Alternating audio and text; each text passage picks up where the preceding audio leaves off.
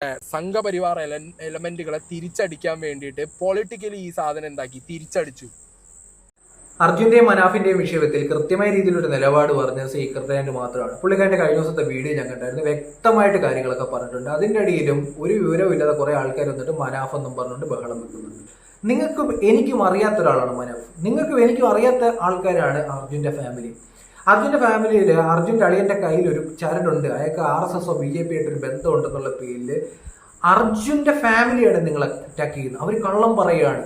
അവരുടെ ഭാര്യ കള്ളിയാണ്, അവർക്ക് സ്നേഹമില്ല, അവർക്ക് വിഷമവുമില്ലായിരുന്നു, നന്ദിയില്ലാത്തവരാണ് എന്ന് മുദ്ര കുത്തുകയാണ്. എന്തിന്? ഇപ്പൊ മനാഫിന്റെ പേര് നോക്കിയിട്ട് ഇവിടെ കുറെ ടീമുണ്ട് ബഹളം വെക്കുന്നത്, കുറെ ട്രോൾ ഇറക്കിക്കൊണ്ടിരിക്കും. വ്യക്തമായി സീക്രട്ട് ഈ ഒരു വിഷയത്തെ പറ്റി സംസാരിച്ചത്. പലരും രാഷ്ട്രീയവും മതവും ഒക്കെ കലർത്തിക്കൊണ്ടാണ് സംസാരിച്ചത്. കുറെ ആൾക്കാർ മനാഫിന്റെ പേര് ഒരു പ്രശ്നമാക്കിക്കൊണ്ട് സംസാരിച്ചു. കുറെ ആൾക്കാർ മനാഫിന്റെ പേര് വെച്ച് സപ്പോർട്ട് ചെയ്യുന്നത് കണ്ടു. കുറെ ആൾക്കാർ അർജുൻ്റെ അളിയന്റെ കൈ കിടക്കുന്ന ചരടിന്റെ പേരിൽ മനാഫിനെ സപ്പോർട്ട് ചെയ്യുന്നത് കണ്ടു. കുറെ ആൾക്കാർ അർജുന്റെ കൈ കിടക്കുന്ന ചരടിന്റെ പേരിൽ മനാഫിനെ എതിർക്കുന്നുണ്ട്. കൃത്യമല്ലേ? കാര്യങ്ങളെല്ലാം വ്യക്തമായി. ഇനി കാര്യത്തിലേക്ക് വരാം. ഇവിടെ ഉണ്ടായതെന്ന് ഞാൻ മനസ്സിലാക്കുന്ന ഒരു മിസ്അണ്ടർസ്റ്റാൻഡിംഗ് ആണ്.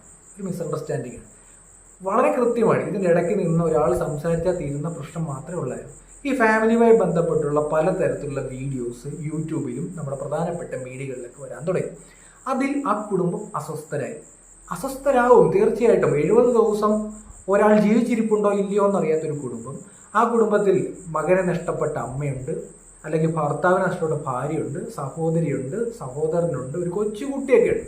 ആ കുടുംബത്തിന്റെ അവസ്ഥ നിങ്ങൾക്ക് മനസ്സിലാക്കാൻ പറ്റുന്നില്ലെന്നുണ്ടെങ്കിൽ മൃഗത്തിന് തുല്യമാണ് നിങ്ങൾ എത്ര വലിയ ഈശ്വര വിശ്വാസിയാണെന്നുണ്ടെങ്കിലും ഒരു മരണപ്പെട്ട കുടുംബത്തെയാണ് നിങ്ങൾ കല്ലെറിഞ്ഞത്. ഒരു വരിയെങ്കിലും നിങ്ങൾ എഴുതി വെച്ചത് ഒരു മരണപ്പെട്ട കുടുംബത്തിന് നേരെയാണ്. അത്രത്തോളം ക്രൂരമായ രീതിയിലാണ് സോഷ്യൽ മീഡിയയിൽ ഇന്നൊരു ഫാമിലി ആക്രമിച്ചത്. മനാഫിനെയും ആ രീതിയിൽ ആക്രമിച്ച ആൾക്കാരുണ്ട്. പക്ഷെ നഷ്ടപ്പെട്ട് നിൽക്കുന്ന ഒരു കുടുംബത്തെ നിങ്ങൾ ഭയങ്കരമായിട്ടാണ് ആക്രമിച്ചത്. ഈ വിഷയത്തിൽ മിണ്ടാതിരിക്കുക എന്നുള്ളതായിരുന്നു നമ്മൾ ചെയ്യേണ്ട കാര്യം. ഇനി അർജുൻ്റെ ഫാമിലി പത്രസമ്മേളനത്തിൽ പറഞ്ഞ കുറച്ച് കാര്യങ്ങളുണ്ട്. ഇന്നത്തെ പ്രശ്നം എന്താ വെച്ചാൽ നമ്മൾ യൂട്യൂബ് ചാനലുകളിലൊക്കെ വന്നിട്ട് അതിൻ്റെ അതിപ്രസരം കാരണം ഇവർ കുറേ വീഡിയോ പബ്ലിഷ് ചെയ്യാൻ തുടങ്ങി. ഇതിനിടയ്ക്ക് മനാഫ് പറഞ്ഞൊരു സ്റ്റേറ്റ്മെൻറ്റ് കുടുംബത്തിന് അലോസരപ്പെടുത്തി. അതായത് ഈ ഫാമിലി ഇനി ഞാൻ നോക്കും എന്നുള്ള രീതിയിൽ, ആ കുട്ടിയെ നോക്കും എന്നുള്ള രീതിയിലൊക്കെ പറയുന്നുണ്ട്. അത് അവർക്ക് ഒറ്റക്കാലിൽ നിൽക്കാൻ താല്പര്യപ്പെടുന്ന ഒരു കുടുംബമാണ്. അവർ ഈ വലിയ ഒരു ക്യാൻവാസിലേക്ക് വരാൻ ആഗ്രഹിക്കുന്ന ഒരു കുടുംബമല്ല. അവർ അധ്വാനിച്ച് ജീവിക്കാൻ ആഗ്രഹിക്കുന്ന കുടുംബമാണ്. പലരും തെറ്റിദ്ധരിച്ചു ആ കുടുംബത്തിൽ ബാക്കിയുള്ളവരാരും ജോലിക്ക് പോകുന്നില്ല, അർജുൻ മാത്രമാണ് പോകുന്നത്. അതായത് അവർ കഷ്ടപ്പെടുന്നതൊന്നും ആൾക്കാർ കാണാതെ ഈ ഫണ്ട് വാങ്ങിക്കുന്നു എന്ന ഒരു ആരോപണം വരുന്നു. ചിലർ ഫണ്ട് പിരിക്കുന്നു എന്ന് പറയുന്നു. അത് ഈ കുടുംബത്തെ പേരിലാണ്, അർജുൻ്റെ പേരിലാണ്. അതവർക്ക് ബുദ്ധിമുട്ടുണ്ടാക്കി. ചില അനാവശ്യമായ രീതിയിലുള്ള കുറച്ച് ആരോപണങ്ങൾ, അതായത് അർജുൻ്റെ ബൈക്ക് പെയിന്റ് അടിച്ച് സൂക്ഷിക്കുന്നത്. ഞാൻ ഇന്ന് രാവിലെയും പറഞ്ഞു, അത് മനാഫ് അല്ല പറയുന്നത്, യൂട്യൂബ് ചാനലുകാരനാണ് പറയുന്നത്.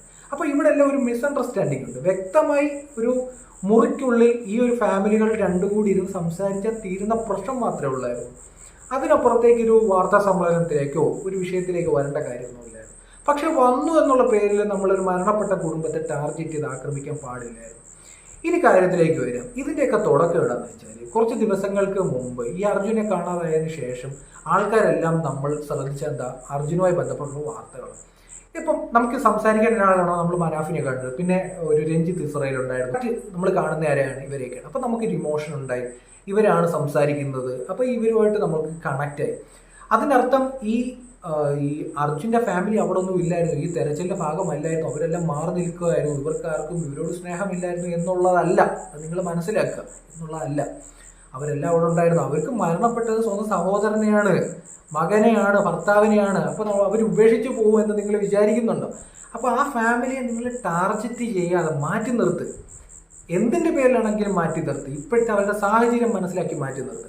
ഇനി മനാഫിൻ്റെ കാര്യം വരാൻ നേരത്തെ ഇവിടെ കുറേ സംഘപരിവാർ അനുകൂല യൂട്യൂബ് ചാനൽ എന്നൊക്കെ പറഞ്ഞുകൊണ്ടിരിക്കുന്ന കുറേ ടീമുകൾ വന്ന് വർഗീയ വിദ്വേഷം മനാഫിൻ്റെ പേരിൽ പറയാൻ തുടങ്ങി.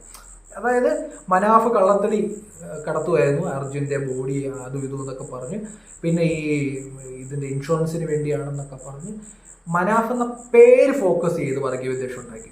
അപ്പം എന്ത് സംഭവിച്ചു? ധ്രുവീകരണം ഉണ്ടായി. അർജുൻ്റെ ബോഡി കിട്ടുന്നു, ലോറി കിട്ടുന്നു. അപ്പം ഒരു പ്രതികരണം വന്നു. അപ്പം കേരളത്തിലുള്ള ആൾക്കാരും രാഷ്ട്രീയപരമായിട്ട് ഈ സംഘപരിവാറിനെ എതിർക്കുന്ന ആൾക്കാർ ഒരുപോലെ നിന്നിട്ട് ഹിന്ദു മുസ്ലിം സ്നേഹം എന്നുള്ള രീതിയിലൊക്കെ മനാഫിനെയും അർജുനെയൊക്കെ വെച്ച് സംസാരിച്ചു. ഇത് കേരളമാണെന്നുള്ള രീതിയിലൊക്കെ സംസാരിച്ചു. ഇവിടെ തന്നെ സ്പാർക്ക് ഉണ്ടായി. ഈ സ്പാർക്ക് വലിയ രീതിയിൽ രണ്ട് പക്ഷം ചേർന്ന ആൾക്കാർ പ്രചരിപ്പിക്കാൻ തുടങ്ങി. ഇതിന് ശേഷം ഈ വാർത്താ സമ്മേളനം വരുന്നത്, ഇവരുടെ ഒരു അളിയൻ ഒരു RSSകാരനാണ്. പുള്ളിക്കാരൻ്റെ കയ്യിൽ ഒരു ചരടുണ്ട്. BJP അനുകൂല പോസ്റ്ററുകളൊക്കെ ഷെയർ ചെയ്തിട്ടുണ്ട്. ഈ ഒരൊറ്റ പേര് കുറച്ച് ആൾക്കാർ മനാഫിനെ സപ്പോർട്ട് ചെയ്യുന്നു. അതായത് അർജുൻ്റെ അളിയൻ്റെ കയ്യിൽ ഒരു RSSൻ്റെ ഒരു ചരടുണ്ട്. ഈ ഒരൊറ്റ പേരിൽ കുറേ യൂട്യൂബർമാർ വീഡിയോ ഇടണം തുടങ്ങി. അതായത് RSSകാരനായിട്ടുള്ള അളിയൻ മനാഫിനെതിരെ എന്നുള്ളത്. അതിൻ്റെ ഉദ്ദേശം മനസ്സിലായി, വർഗീയപരമായിട്ടാണ്. അതായത് മനാഫിൻ്റെ മതം പറഞ്ഞ് തന്നെ മനാഫിനെ സപ്പോർട്ട് ചെയ്യുന്ന കുറച്ച് ആൾക്കാർ ഒന്ന് വീഡിയോ ഇടാൻ തുടങ്ങി. രണ്ട് ഭാഗത്തും ധ്രുവീകരണം. ഒന്ന് RSS അല്ലെങ്കിൽ സംഘപരിവാർ അനുകൂല യൂട്യൂബ് ചാനൽ ആദ്യമേ ഇട്ടുകൊടുത്തൊരു വർഗീയത. ഇതിന് ശേഷം മനാഫിന് വേണ്ടി അർജുൻ അളിയൻ്റെ കയ്യിൽ കിടക്കുന്ന ഒരു ചരടിൻ്റെ പേരിൽ അർജുനെ സപ്പോർട്ട് ചെയ്യുന്ന ആൾക്കാരും വന്നു. ഇവർ തമ്മിൽ വലിയ രീതിയിൽ ഒരു സ്പാർക്ക് ഉണ്ടായി. ഈ അർജുൻ്റെ ഭാര്യയൊക്കെ വളരെ മൃഗീയമായിട്ടാണ് ആക്ഷേപിച്ചത്. ആ വീട്ടിലേക്ക് ഒരു കുട്ടിയുള്ളതല്ലേ, അല്ലെങ്കിൽ ആ കുടുംബത്തെ പറ്റി ആലോചിക്കും. ആ കുടുംബത്തെ പറ്റി ആലോചിച്ചു. എന്ത് തന്നെയാണെന്നുണ്ടെങ്കിലും ഞാൻ ഇപ്പോഴും പറയാം, ഈ ഒരു വിഷയത്തിൽ നമ്മൾ ആദ്യമേ പരിഗണന കൊടുക്കേണ്ടത് ആ കുടുംബത്തിനാണ്.